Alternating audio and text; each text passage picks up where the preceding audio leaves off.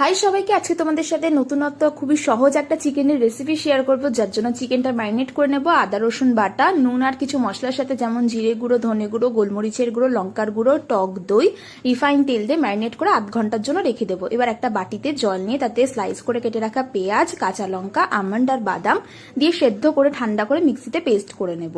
এবার কড়াইতে সাদা তেল গরম করে তাতে তেজপাতা, গোটা গরম মশলা ফোড়নে দিয়ে ম্যারিনেট করে রাখা চিকেনটা দিয়ে দেবো। আর ম্যারিনেশনের যে মশলাটা ছিল সেটাও দিয়ে দেবো, দিয়ে খুব ভালো করে কষাতে থাকবো।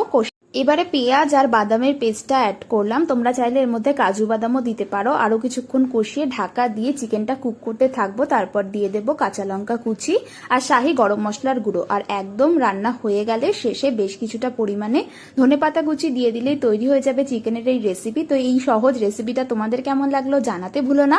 আর যারা চ্যানেলটাকে নতুন দেখছো সাবস্ক্রাইব করেছো, আর ফেসবুক থেকে দেখলে পেজটাকেও কিন্তু ফলো করে রেখো।